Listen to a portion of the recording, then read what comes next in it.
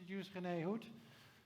Rene is, as of the beginning of this year, the Chief Technology Officer of FairJourney Biologics.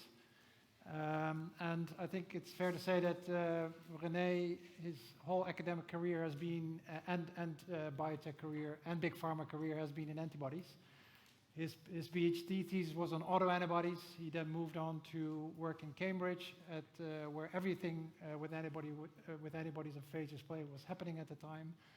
And then he's held major senior jobs in both biotech as well as in big pharma.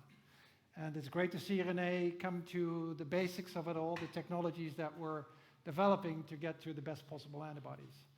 Now, for those who don't know Rene, and there's a famous saying that says, the most scary things are the things you don't know you don't know. And Rene is the guy that knows the things you don't know. It's that simple. So I'll let him do his presentation and guide us through novel thoughts about antibody design and engineering and what the future looks like. Rene, the floor is yours.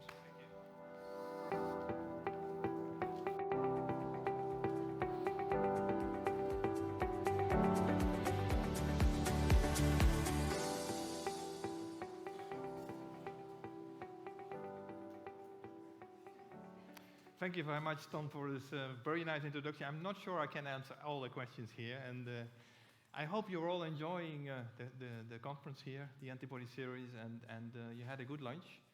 And what I would like to do this afternoon, guide you through what our thoughts are on new development of future antibody discovery and optimization, which would try to help to actually enable you to actually make the best therapeutic molecules.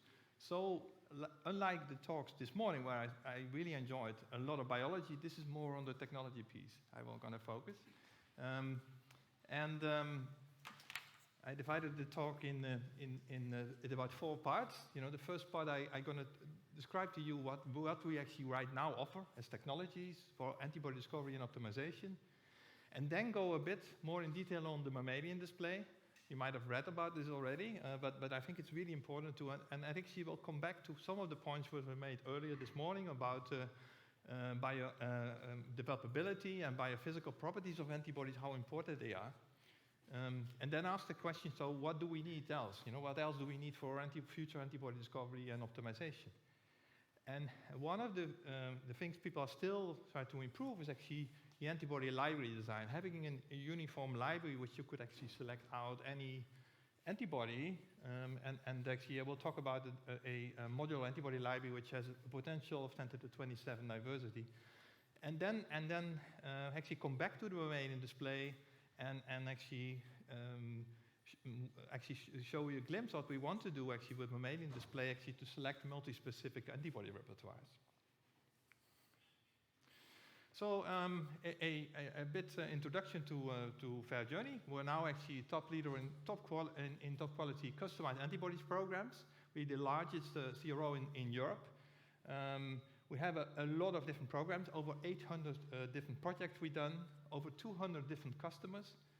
From the antibody discovery and optimization work we've done, we know that at least 9 antibodies in the clinic. There might be more because we don't get that information from all our customers.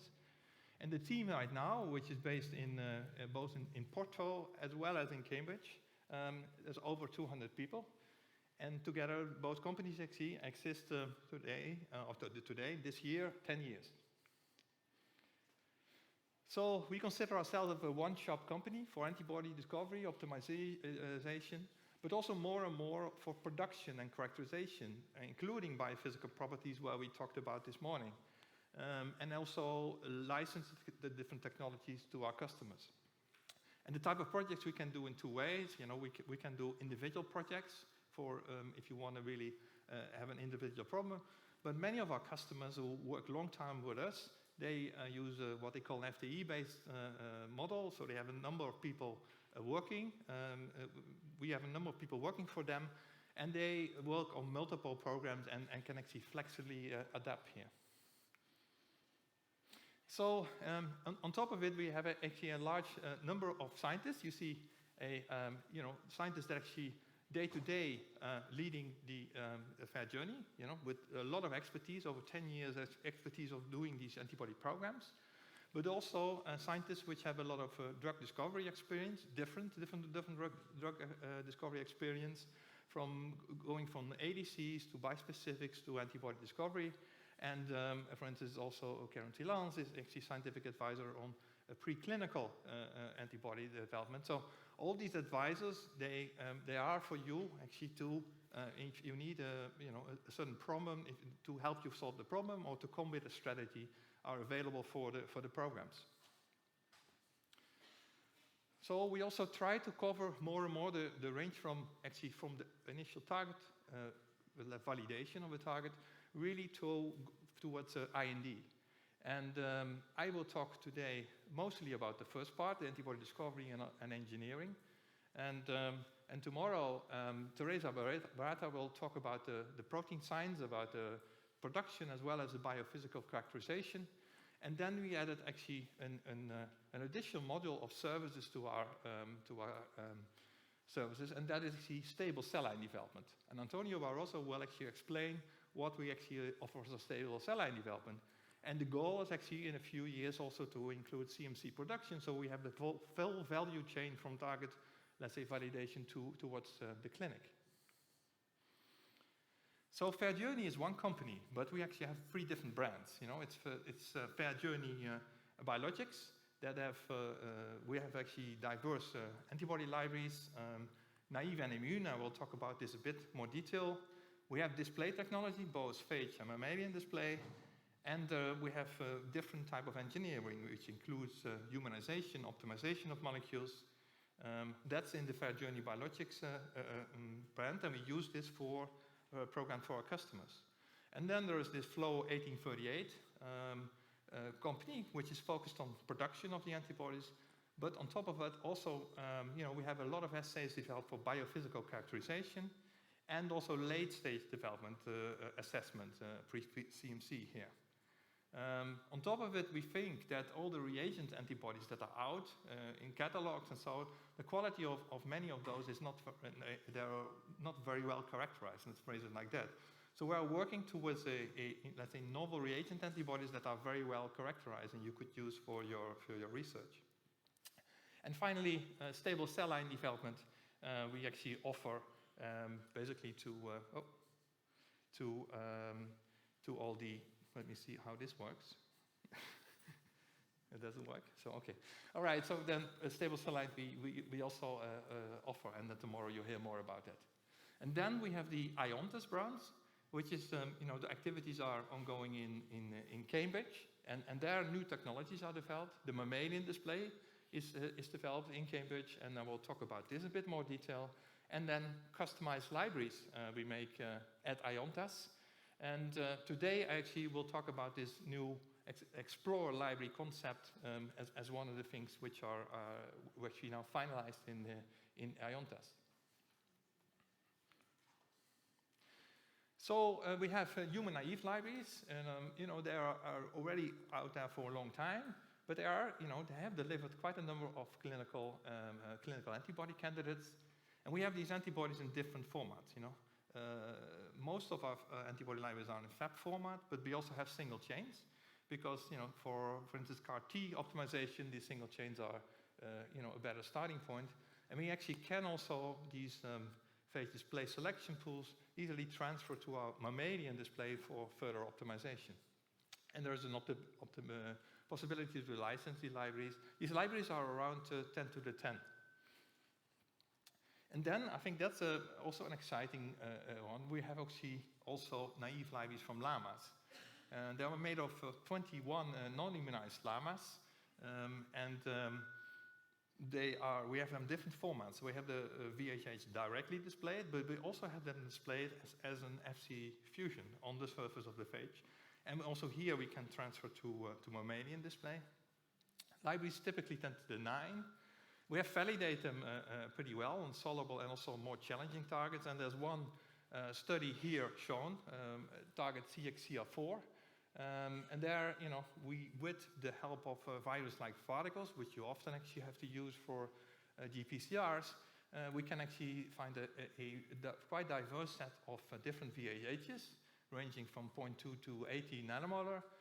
Some of these VHs very clearly show nice competition in figure 2 with the ligands. And then in figure 3, actually, you can see that the most, let's say, the most interesting candidate, actually, we showed that it actually only recognized CXCR4 and not 4,900 other targets. I think that's another piece which I think most people now automatically include in their analysis before going to the clinic. You know, in the past, people assumed if you have an antibody, it's specific. Nowadays, I think you include this specificity analysis because actually quite a number of antibodies, and from the past I wouldn't know exactly the number, but 20 to 30% of the antibodies which are characterized do recognize a second target. So then, this is the kind of summary slide. So we have a phage display technology where we can display FABs, single chains, and VHHs. Also with the FC protein there, and we have mammalian display. And the mammalian display, we can actually display complete IgGs and also other formats. I talked about the naive libraries for human, but a lot of our clients actually using immune libraries. Llamas are the most frequently used animal, I would say.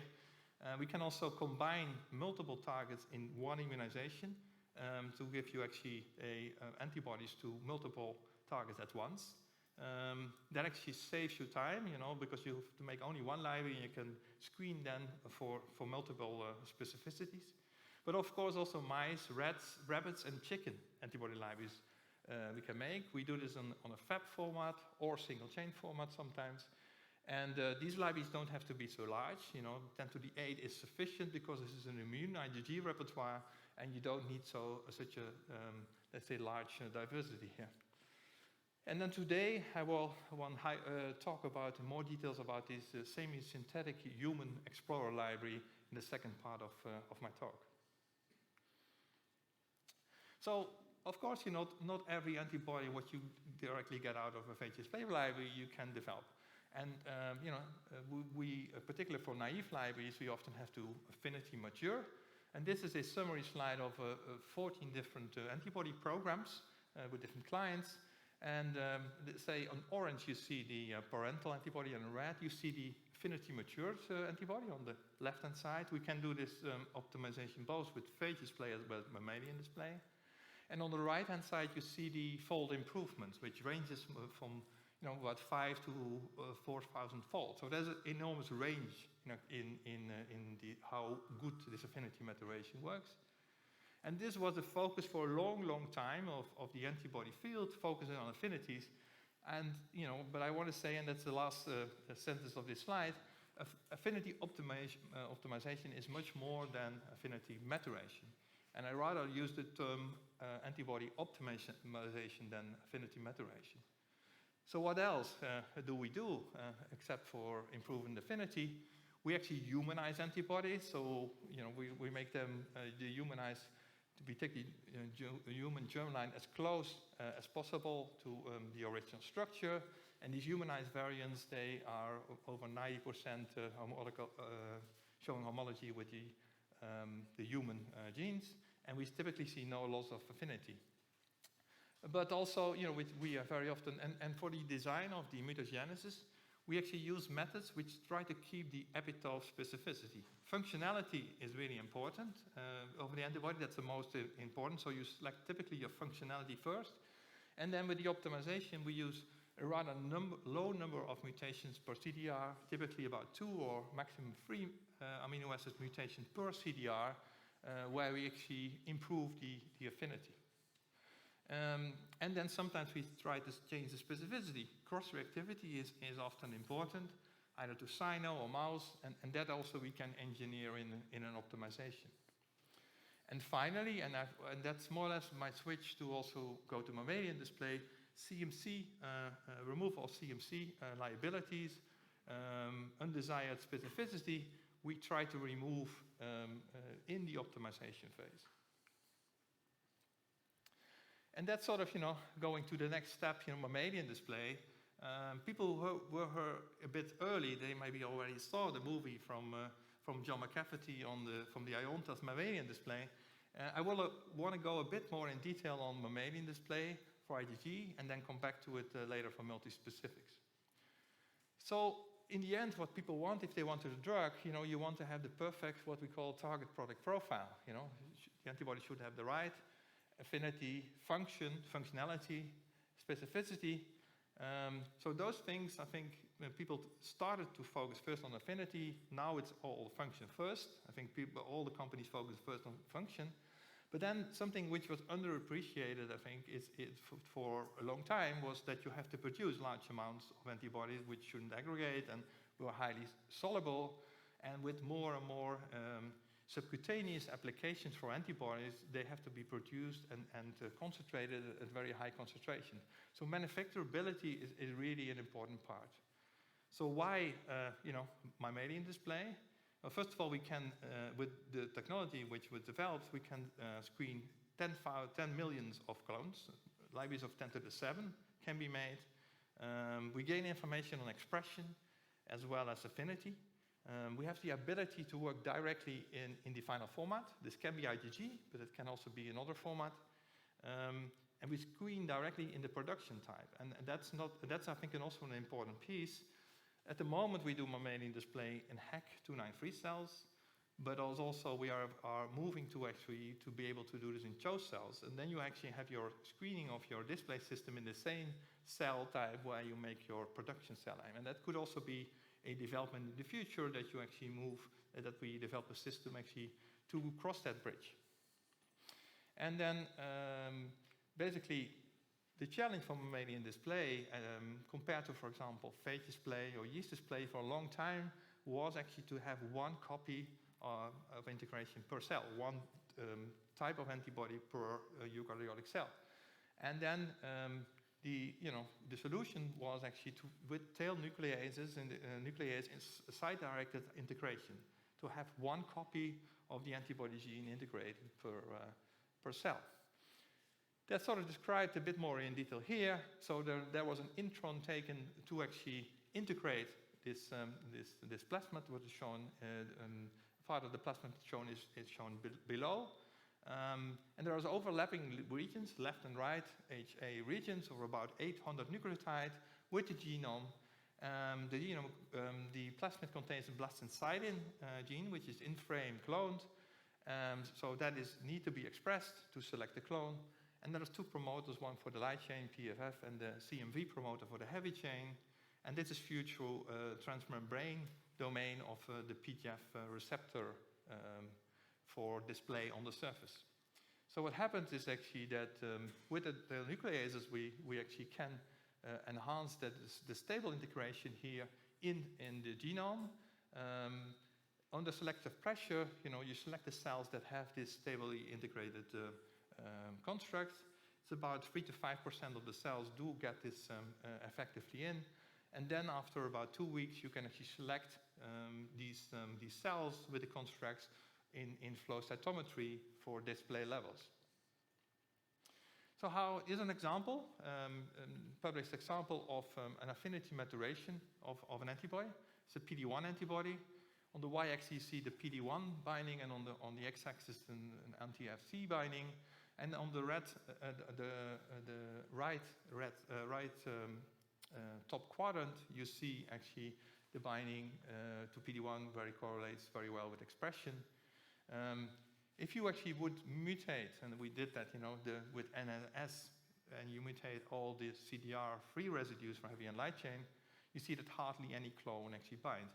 That is not the typical method we use for mammalian display, because the diversity of such a library would be too large to be screened with mammalian display. Rather, the mutations are focused on the focused areas. CDR3 of the heavy chain, where 2 mutations were made. You can see the design here at the bottom. So about 10,000 variants made in that. And for the light chain, similar strategy was done, also mutating 2 amino acids per sequence. So in total, there's about 10,000 heavy chain variants and 10,000 light chain variants. So then libraries were made for the VH-only mutant as well as for the VH and VL. Libraries are about 10 to the 7 inside, and then selected by the top right quadrant was selected there by flow cytometry. Here's sort of the workflow shown for how such a project would work. So you start, you make the library, you perform effect selections, you rank the affinities and by flow cytometry, and then you do typically a cell-based functional screen where you look at potency and then look at affinity. Here at the bottom you see actually the top candidates which was matured. So the original parental PD-1 antibody is shown in orange. As a reference is Opdivo, nivolumab shown, and then the blue line is actually the improved parental antibody. In potency, it actually shows even a clear, better effect than the nivolumab. And if you look, and that's shown in this slide, to the affinity, you see in this case, and that's not always the case, I would say, but in this case, you see it also correlates nice with an improvement in affinity. Parental antibody on the left and the nivolumab on the right, and in the middle, you see the improved antibody. So with mammalian display, you can optimize and get high affinity antibodies. And this work has been published a few years ago. But the question, I think the more important question, coming back also to the presentations from Peter Pagier this morning, can you actually select also the antibodies for developability? And it's referring again back to the same paper that Peter mentioned, the paper from Animap by Jane and all, where they characterized 137 clinical candidate antibodies with a lot of assays. And the conclusion here was, the antibodies with biophysical liabilities, they come actually from all the different platforms. And so can we use mammalian display to optimize the developability early in the process, but also more effectively? So this is an example of an antibody where it actually went in clinical trial, bocacuzumab. It actually went to phase 3 clinical trial, and actually it failed, and about 50% of the patients, it's a PSK9 antibody, about 50% of the patients developed immunogenicity here. And in this paper, this antibody was also included, and also there were several red flags for this antibody shown, including a self-interaction and low specificity. Both of those things were described. If we look in our mammalian display system in bocacuzumab and we compare it actually to the humanized variant, and the humanized variant was coming from a mouse hybridoma, and then was improved by phage display from 300 picomolar to 5 picomolar, then actually you can see that bocacuzumab is not displaying that well compared to the humanized variant. So the properties actually got worsened by the affinity improvement. So then, the crystal structure of this was actually described, and then we analyzed, what are the most important residues where probably in the CDRs where it probably is an issue with, and then developed an antibody library on mutating a number of amino acids in the heavy chain and also one in the light chain. And then the top variant, shown here with the red rectangle, was selected and then characterized. So the antibody genes were recovered, they were sequenced, the unique antibodies were expressed, and then biophysical characterization was done of those antibodies. And that's shown here at the bottom. And they are, of course, compared to bocacuzumab, the parental antibody, showing actually also the assays, some of the assays which Peter discussed, like the AC-SINS assay he developed, is shown here. And you can see, for example, that all the improved antibodies, which have an improvement, major improvement in the CDR2, they actually show a better AC-SINS profile. Also, they are much more enriched. You can see the enrichment factors in mammalian display. Most strikingly, I would say, is the polyspecificity difference of this antibody, 215,000, the polyspecificity ELISA, compared to the improved variants. And the two major important pieces are actually reduction of the hydrophobicity, but also to reduce the positive charge. This arginine, which is in CDR2, is actually replaced. That shows a major effect for this antibody. Expression yields have been improved. We go from 70 milligram per liter to 200 milligram per liter, so that's quite a significant improvement. It's actually also compared to another PSK9 antibody at the bottom. You see, it's even behaving better than that one, which is also approved. And also there, we looked at dynamic light scattering, also a measurement for aggregation behavior. You see also there, values are significantly improved. All the antibodies, especially the NEI mutation, are really significantly improving the antibody. So the question is then, if you now look at the immunogenicity, because this antibody was actually 50% of the patient gave an immune response. And there was an experiment done with 10 haploid donors, PBMC donors. So PBMCs were taken from 10 donors. And then in a proliferation, CD4 proliferation assay incubated, and this is, what comes out is that a stimulation index.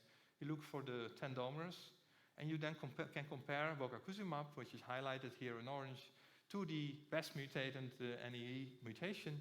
You can clearly see that this is a significant improvement compared to bocacuzumab. Bocacuzumab is actually compared in the same range as alemtuzumab, which is known to be a very, very immunogenic antibody. So you can also change the stimulation index to, if you take an average of the stimulation and you take the frequency of the donors, then something like responsive index comes out, which is shown on the left.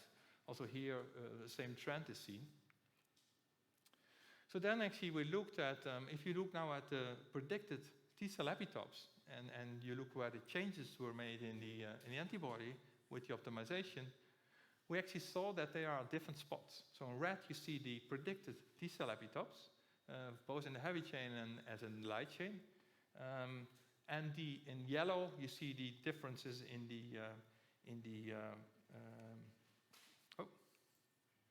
now it's going here. Yes, in yellow you see the CDR2 changes which are made in the optimized antibody. And actually, it's striking because you would expect that there would be some correlation. So apparently, the residues that enhance the solubility and reduce the predicted immunogenicity, I have to say, are distinct from the predicted immunogenic epitopes. And perhaps you could postulate that there might be different immunogenicity, sequence-based immunogenicity, and immunogenicity based on the properties, the aggregation behavior of a molecule.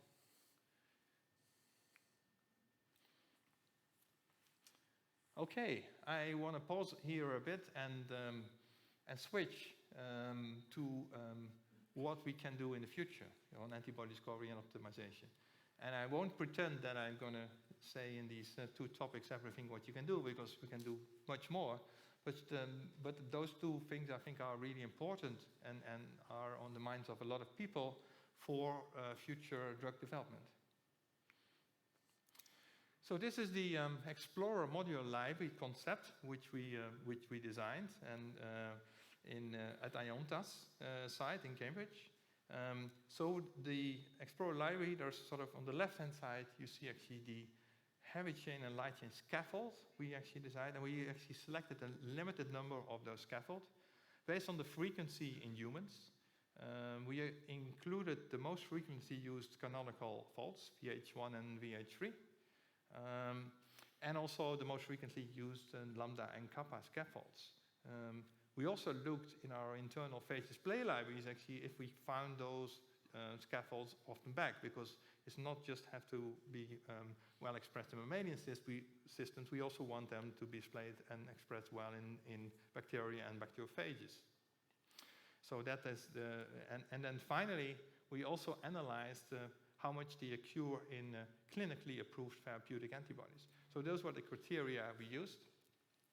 And then the diversity of the antibodies, we introduced a very designed diversity in CDR1 and 2 of the heavy chains, mimicking the diversity which we see in humans. So some amino acids we left unchanged, also in CDRs, and other ones we changed to the amino acids we see in humans.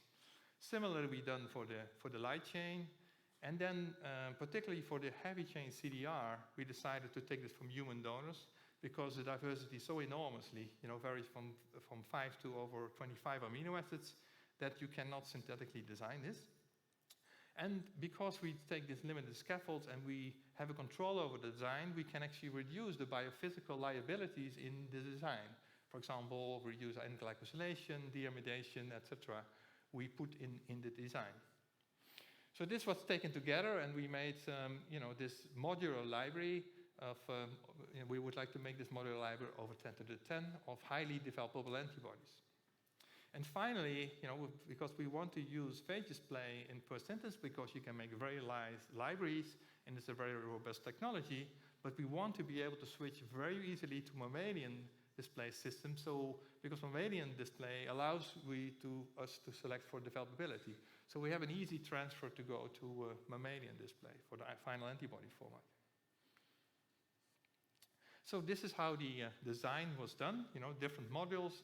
Module of the CDR1 and 2 of the heavy chain, the CDR3 from the donors, and then for the light chains are similar. For the light chains, we actually did 2 designs for the CDR3. We took them from donors, as well as we synthetically designed. And we will actually evaluate which actually are the best antibodies there, because there's limited diversity in CDR3 of the light chain. So this was all cloned and in these vectors. So this is a bit more illustration of the VH and VL scaffolds we used. We used 2 of the VH1 family and 3 of the VH3 family members, and then 2 lambda and 2 kappa genes for the antibody library, based on this distribution in humans. But in addition, I mentioned also clinical stage antibodies we looked at. So then what we did, we actually made all these sub-libraries of the different antibodies. You can see them here. So the donor CDR3, that's a really important piece to make that diversity as high as possible. So the size is over 10 to the 8, and you can see that if you count all these libraries up, it's over 10 to the 8 of these sub-libraries. Light chain CDR3, less diverse, so there we put 10 to the 5. And then similarly for CDR1 and 2, the different sizes of the library. If you count all these modules up, then you come to a number of 10 to the 27. So you could say, that's not in the library, it's difficult to make in phage, that's true. But in principle, the diversity is there to shuffle around with the initial antibodies you select. So then when we made these libraries, we actually found that there were some errors in the sub-libraries, some frame shifts, 5 to 30%, and we wanted to improve that. And so the libraries, they actually were sub-cloned with a dummy, what we call just a dummy heavy chain or different light chain for the libraries, and then hyperphage was added. Now, for people not familiar with what hyperphage is missing the gene 3 protein, which is normally used for assembly in the phage protein. If that phage protein is missing, that means that you need expression of the antibody gene 3 fragment for the bacteria to survive. So you select all the ones that actually express, and then we check the quality of these libraries before and after this hyperphage. And you can see on the left hand it's shown the improvement for the light chain, and on the right hand for the heavy chains. You can see there, especially for the light chain, there's a significant improvement in correct frame antibodies. So the worry a bit is, if you do this type of process, do you not then lose diversity? Because you're manipulating, you're cloning back, are you not losing diversity? And so we did a large check, and all the sub-libraries that we checked 100,000 sequences, and then compared, in this case what you see is the heavy chain CDR3 of the libraries pre and post treatment, and you see actually hardly any differences, identical actually number of CDR3s. On the right hand, on the left hand side for you, you see the improvement of the libraries. For the heavy chains, it goes from 18 to 10%. For the light chains, it goes from 14 to 3 or 2%. So it's significant improvement. And so we have now made antibody sub-libraries here which are mimicking the human diversity and also have been selected on hyperphage for expression in bacteriophage M13. So then we actually checked, in detail the diversity. So what did we actually obtain? So we compared the design of the antibody library, compared what we got in the NGS data. Here is actually just quickly explained how the mutagenesis strategy was. So we put also here a limited number of mutations, only 2 amino acid mutations per CDR in the design. And some amino acids we actually made untouched. For example, the tyrosine in position 2 and the methionine in position 4, they are very conserved and they're stable for stable scaffold, and so we left them intact. And you can see this also matches also what the data we got. And so because we only mutate 2 amino acids per CDR, the number of mutations, so all the is shown here. And depending on the position, we put 18, 16, 15 amino acids, depending on what we see in the human diversity. Position 1, for example, you see here the serine in yellow, clearly overrepresented compared to the other 17 amino acids which were included here. And similarly, you see that for the other amino acids, so there is the wild type is overrepresented compared to, but the other amino acids in the design are included. And of course, we left out amino acids which cause biophysical liabilities here. So this is then, the total library made over 10 to the 10, 4.10 to the 10. It's actually not one library, there are 20 sub-libraries made of different scaffolds of the heavy chain and different scaffolds of the light chain. And so quite evenly distributed over the kappa and lambda sides. So about half is kappa and the other half is lambda. So then we did a more detailed analysis, and this is just a few slides to show you that diversity is actually nice what we checked. Similar thing as I said before for CDR1, and I would now take CDR2 as an example. You see that for the VH1 and VH3 family here represented, some positions you have fixed amino acids, other positions you really can have a distribution. It looks like from the slide there is less diversity in here. The reason for that is that we also here put only 2 amino acids per CDR. Since the CDR2 is longer, the number of mutations is also there here less per position. And so those are actually then compared, and they nicely represent what we designed. So then one important piece is the CDR3. People believe that if the CDR3 of a library is not diverse, then you don't get good antibodies. So we thought, how can we now look at the diversity? First of all, we of course do NGS sequencing of all the sub-libraries, so you see a nice distribution, what you would expect, about 13 to 40 amino acids on average size, which is what you find also in humans. But then we also looked at the NGS data in a different way, and in this case, it's just one graph shown. If you look at 90,000 sequences, and you look how many times, let's say, a CDR occurs, you see 80,000 of the 90,000, you see only once occurring the CDR3. And then you see 1,000, actually on the second point, which is almost at the bottom, you see a CDR 2 times occurrence. So it really goes, it's a very steep curve, meaning that the diversity of CDR3 is very, very, very good. And then finally, similar analysis of the light chain.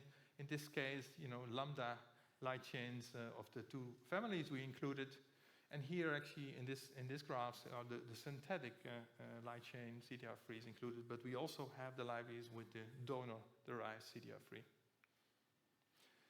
So conclusion so far, we have made a library of 10 to the 10, which a potential diversity explorer of 10 to the 27.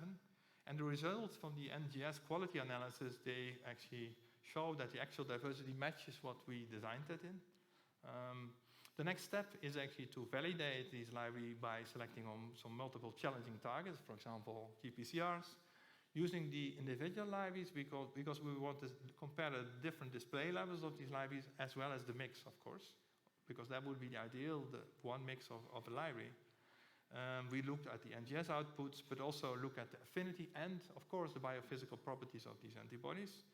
And I think the full power of this library is actually now to use the models. And the way we want to use the models is actually then, once we have the antibody selected by phage display, we want to use individual modules, like for example the CDR1-2 module or the light chain module, to shuffle then a certain antibody or repertoire of antibodies to improve the properties, not only affinity, but immediately also the biophysical properties of such a molecule.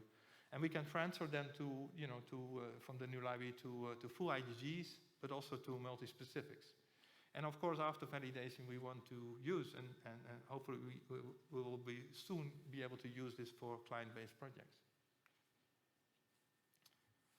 So that's, we're not there yet. We have to validate it, but so far so good, I think. And this has the potential to be, a very nice tool for many antibodies. So then, going back to mammalian display and multi-specific antibody repertoires. This is a slide which I took from a review from Aaron Labine and from Paul Parn, who actually not just in because he had to go to a board meeting. Unfortunately, he apologized not being here now, but his slide. And there's so many different bispecific formats nowadays. And I think Peter Tagier also mentioned it. You guys can't get to what's the final best format. I think, with mammalian display, we can actually probably optimize all of them. The problem I think with the multi-specific antibodies is that if you want to select for two functional activity and it's desire to have the two functional activities really dependent of each other, for example, you want a certain interaction to mimic, then it is really important that you select it in the final format. And developability of those molecules is crucial. So you would like to combine many different antibody combinations, not just one and one, but you want to have hundreds of different antibodies to both targets, including in some of the formats there is linkers included, including potential linkers to be included. All these things you can put in mammalian display and optimize the molecule. So we went through some steps actually to show that this is a nice technology to do. This is a slide showing that if you express VHHs or VHHs FC, we see actually a clear correlation that the good behaving VHHs display much better than the bad behaving VHHs, which is sort of similar as we see with the IgGs. And this is sort of course, a good starting point to make multi-specific antibodies. Then we actually, actually combined some VHHs with single chains in construct. And this is a collaboration project with Argenix. I can't disclose the targets, but this is the type of constructs which were made. So basically, this is an open hole technology where on one side you put a VHH and the other one is a single chain. And particularly with single chains, some behave well and some have problems. So you would like to be able immediately to optimize in the final format. So this is actually showing that these type of molecules you can make very nicely with mammalian display. So these molecules were made in mammalian display, and then with different tags to the molecules, you can detect the different chains.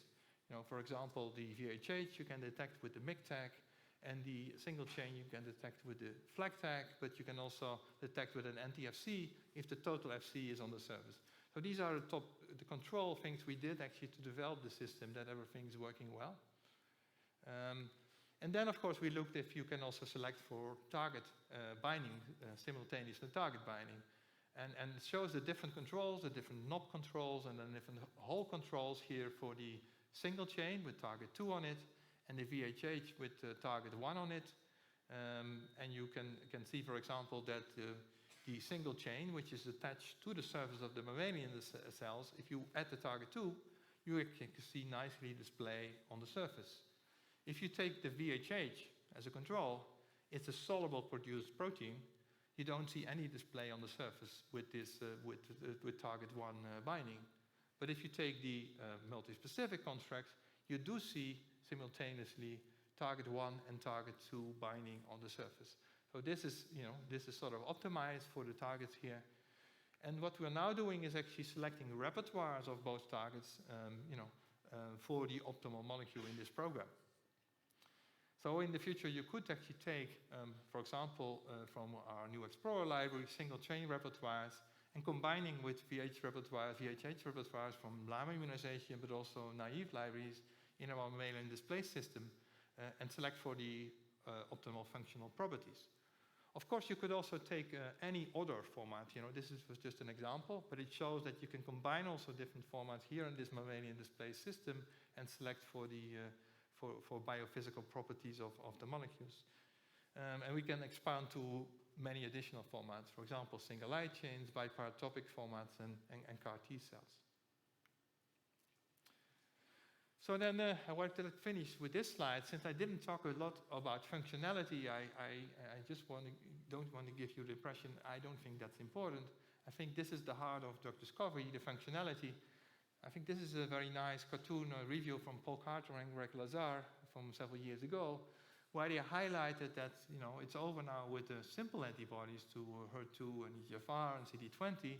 We now have to go to the high-hanging fruit, to have antibodies which have to pass the blood-brain barrier, where we heard about this this morning, for example, but also to make multi-specific antibodies and have trigger simultaneous function.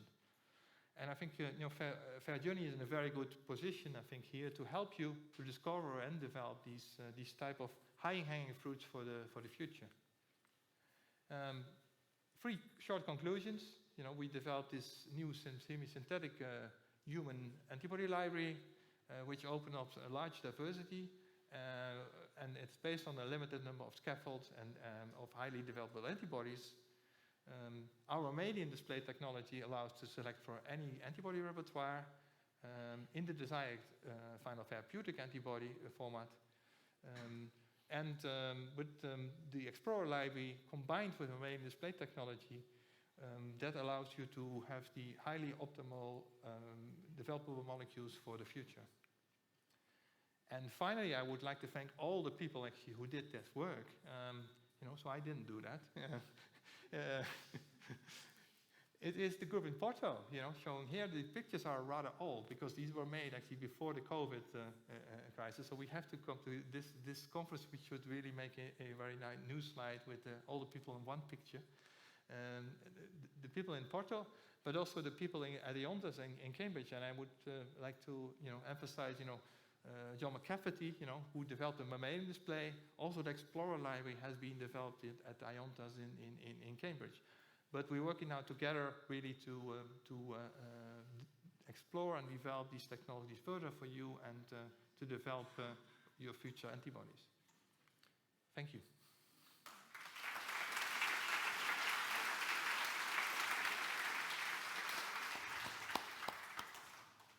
Time for a few questions for Rene, please.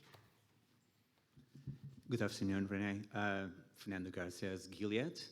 Congrats on your talk. I spent the last 6 years working on multi-specific antibodies, so I was very interested in your second half and how you apply the mammalian display to really fix the problem around multi-specific. So I'd like to hear your thoughts on, how can you apply the mammalian display when you have 3 and 4 chain molecules. So you have a mix of valency, which is required for many biologies. And also when you have to go from the cis binding mechanism to a trans binding mechanism. Like how can you mimic that in a mammalian display? Yeah. Thanks for these very interesting but challenging questions, I have to say, especially the last one. I think we can put multiple specificity activities on the surface of the mammalian display. I mean, I showed one, the VHHs, they can also be combined. Let's say for multiple VHHs can be combined in mammalian display on the surface as well. So that's the way to select multiple activities on the surface.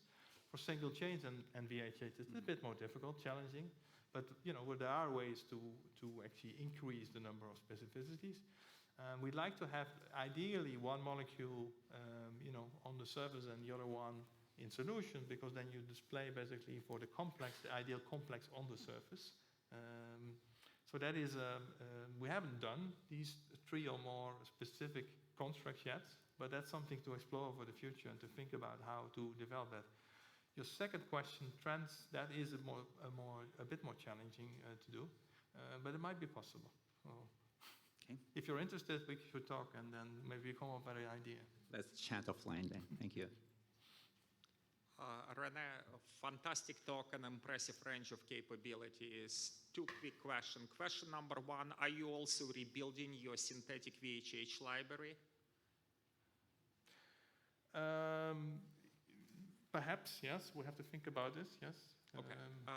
And the question number two, in your mammalian display, you use expression level, display level, as a surrogate for biophysical properties or stability of an antibody. How robust this correlation is, and is it only for IgGs or for maybe VHH-Fc fusion? So how broad and how robust is correlation? So we have, in the published paper, there are 3 examples for IgG shown, where it's clearly basically shown that, there is a clear correlation with display level and expression, and you can improve it with mammalian display. The example I showed for the VHHs was actually with VHH only, without FC, as well as with FC. So we think it's actually pretty robust. And we know now also for the single chain VHH, you can also actually select them by physical properties. I didn't show the detailed data, but we're actually, also exploring that area, I guess. So I think it's pretty robust, that you can select for the biophysical properties. And the way it probably works is that you get, as soon as you get some aggregation on the surface of the mammalian cells, it internalizes and is removed from the surface, and therefore the display level is lower. Okay, thank you very much. Just a quick question. I mean, most people, when they optimize antibodies, they optimize within a given pair. And you can also, obviously with mammalian display, as I've done myself, do chain shuffling and fix new light chains and heavy chains. Have you sort of an idea, if you do intra-pair or shuffling, what the gains are and how much you add by being able to shuffle light chains, for instance? Yeah, so the example I showed for PD1, that was actually with heavy and light chain, but focus mutations in both heavy and light chain at the same time. Of course, it all has to do with the diversity you can build in the library, which is sort of in mammalian state at the moment, 10 to the 7, that's sort of our limit, what we can put in, because otherwise you would say, I take the whole diversity of one target and the whole diversity of the other, and we put them together. You still have to see that, that matches sort of with that. So that's at the moment still the limitation. So therefore we do it in steps. Right. Therefore we have this first step phage display selection and then go to mammalian display for the optimization. And do you also use framework shuffling? Because we've done that a lot, and you get some surprising optimizations by fixing or actually using other frameworks rather than the one you start with. Yeah, I mean, as part of our humanization, we look also, of course, at the frameworks and optimize those. But typically, these type of libraries have already, the optimized, the Explorer, for example, they have already the optimized framework in the sense that they have the germline sequence, which is a, big advantage because, it's usually good expressed and it doesn't have a lot of immunogenicity, so you probably don't want that to touch. But I would agree with you if you have, starting with a mouse hybridoma or from an antibody for immunization, then this might actually be very, very good to do. Yeah. And, as an extreme example, you can actually shuffle a mouse antibody into a human antibody by mammalian display. I've done it, so we'll talk about it. Very good. Thanks. All right, thanks again, Rene. Okay.